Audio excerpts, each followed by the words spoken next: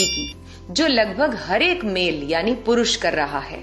और अगर आप एक फीमेल हैं, then do share this video with your man, with your friend, with your father, with your brother, with your husband, ताकि आप उनकी जिंदगी बचा सकें। और वो गलती है खड़े होकर के यूरिन करना।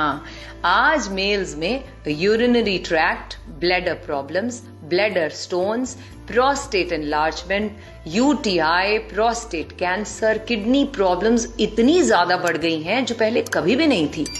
और आयुर्वेदिक टीचिंग्स के अकॉर्डिंगली इन सबके बढ़ने का कारण है मेल मेंबर्स का खड़े होकर यूरिन करना।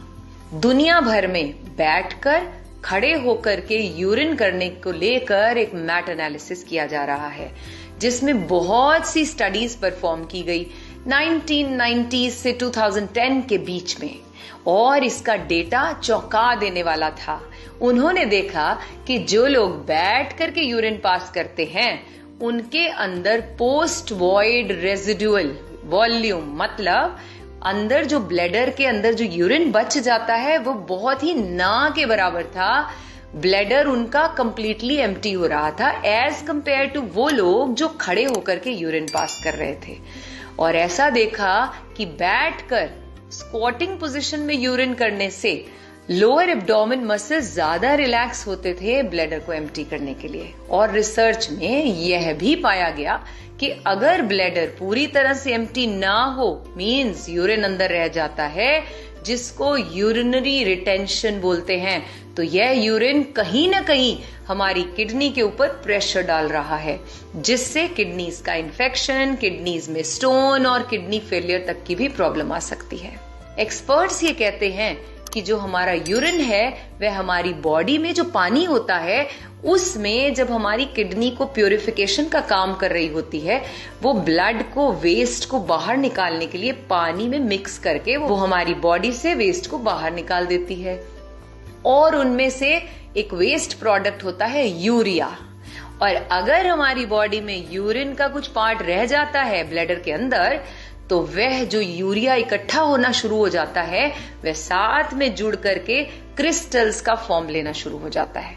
और यही crystals over the period of time bladder के स्टोन के रूप में सामने आते हैं।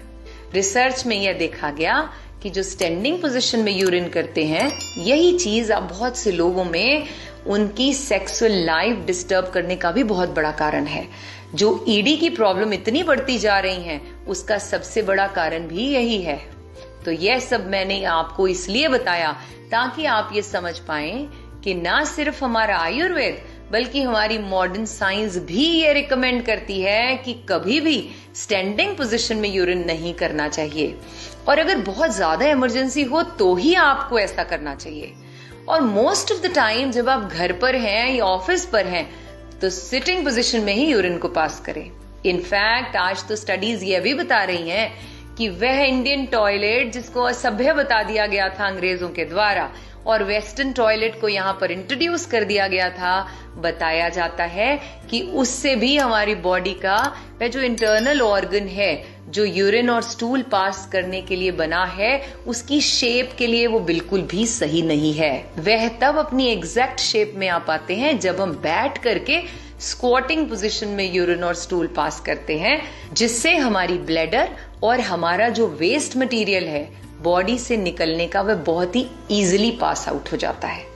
इस जानकारी को अपने तक ही सीमित न रखें, अपने हर प्रियजन के साथ इसे शेयर करें, क्योंकि आज ये जो प्रोस्टेट की समस्या इतनी बढ़ रही है, प्रोस्टेट कैंसर बहुत बढ़ रहा है, उम्र के साथ साथ प्रोस्टेट वृद्धि होती है लेकिन वो बहुत जल्दी जल्दी लोगों में सामने आती जा रही है।